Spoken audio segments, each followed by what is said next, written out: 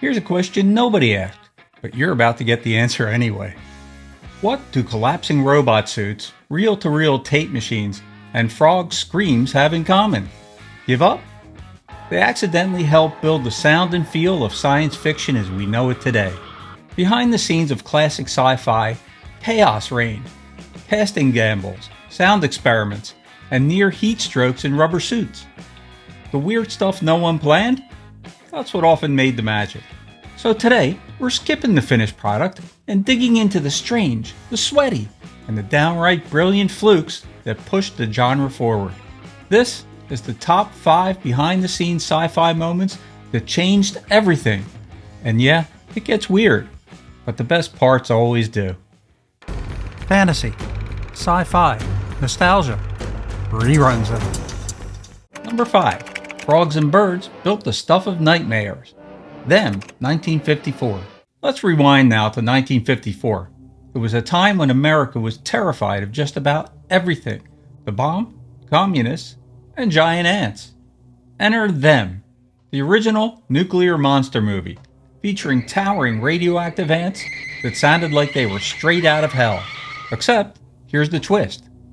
You know those shrieking sounds that haunted audiences? Not the ants, not even close. The sound designers went full mad scientist, grabbing high-pitched chirps from Pacific tree frogs, mixing in bird warbles, then cranking it through tape machines and layering in howler monkey cries until it sounded like nature itself was having a nervous breakdown. And get this, it wasn't even about realism, it was about psychology.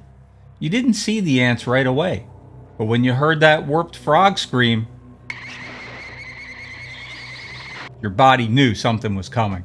And just like that, the game changed. Suddenly, it wasn't just about what you could show on screen, it was about what you could make people feel with sound alone.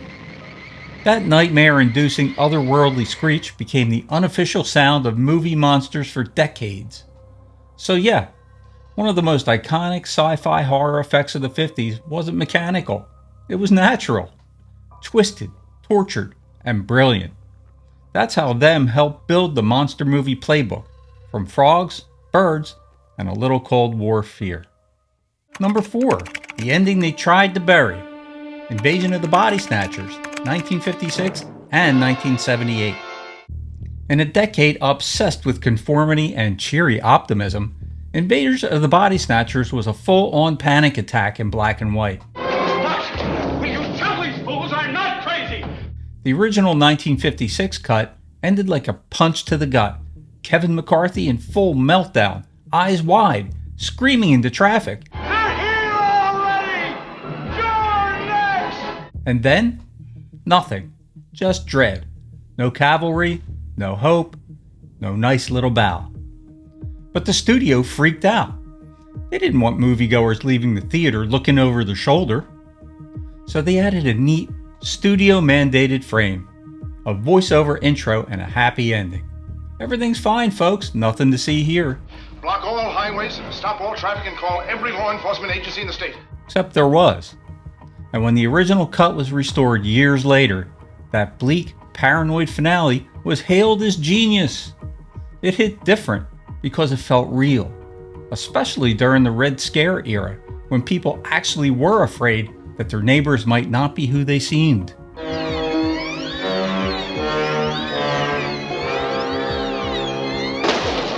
Jump ahead to 1978, and Philip Kaufman remade the film with more grit, more grime, and one of the most disturbing sound moments in sci-fi history, that soul-piercing pod scream.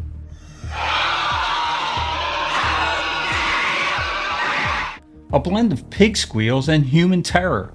It was like the universe itself crying out in existential horror. 2 different decades, 2 different takes. One message: trust no one. And if you hear that scream, it's already too late. Number 3, a score from a kitchen lab. Forbidden Planet, 1956. Sometimes, the biggest shift in an entire genre doesn't come from a studio, it comes from a kitchen. What do I mean? Well, back in 1956, Forbidden Planet was already pushing the boundaries of what science fiction could be. But it wasn't just the visuals or Robbie the Robot that turned heads, it was the sound. MGM wanted Alien, so they turned to Bibi and Louis Barron, a husband and wife duo with no classical training, no orchestra, and no rulebook. What they did have was a living room full of wires, tape recorders, and homemade circuitry that looked like something out of Frankenstein's garage sale. Instead of writing music, they built it. Literally. They created electronic circuits, then overloaded them until they screamed, fizzled, or died. Every squeal, every warble, and shriek in the film was a tortured circuit's death rattle, captured on tape and painstakingly spliced together. It was brilliant. It was insane. And the musicians union hated it. They refused to call it music, so MGM had to invent a new credit.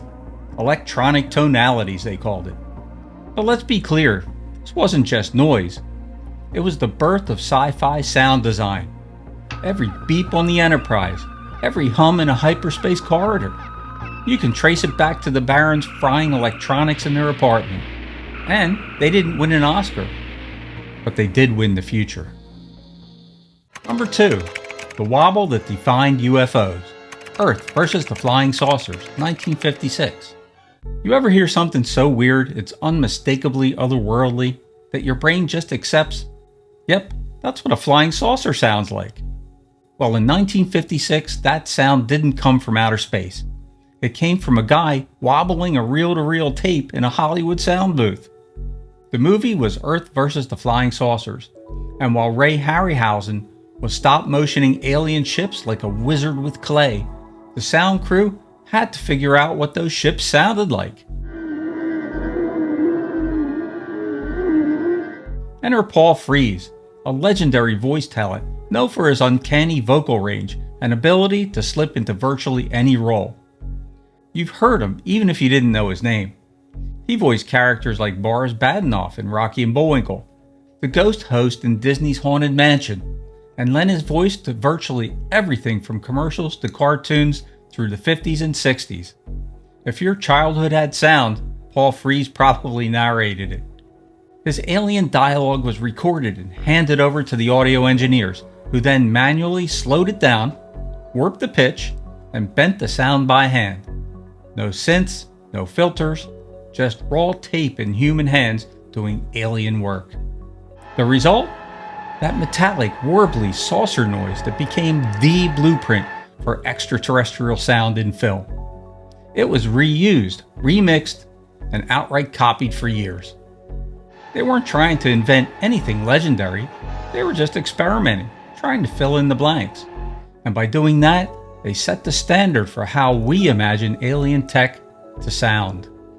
Turns out, sci-fi didn't just need visionaries, it needed audio geeks with tape decks and no supervision.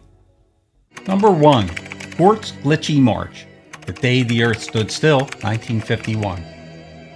You know that scene where Gort slowly descends the spaceship ramp like he owns the place? Silent, looming, unstoppable?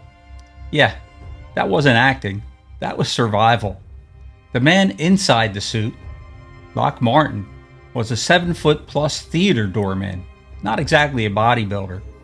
He had the height, sure, but none of the stamina. And that iconic metallic robot suit?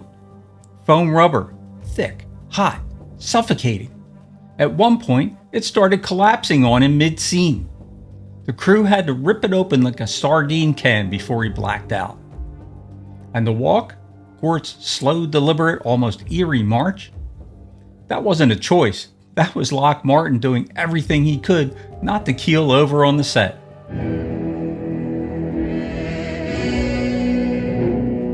But here's where it gets wild. That unsteady alien gait made Gort work. It gave the character a cold mechanical elegance that no actor or animator could have faked. It felt off, otherworldly, perfect. Sometimes the most iconic moments in sci-fi history don't come from brilliant design or special effects. They come from a guy trying not to pass out in a rubber suit. And just like that, Gort became one of the greats. Not because the plan worked, but because it nearly didn't. So yeah, 5 behind-the-scenes flukes that changed the sci-fi game forever.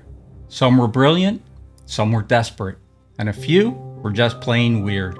But in the end, they helped shape the sound, style, and soul of a genre that we still can't get enough of.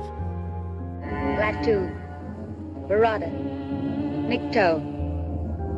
If this video hits the nostalgia sweet spot, drop a comment and hit that subscribe button below.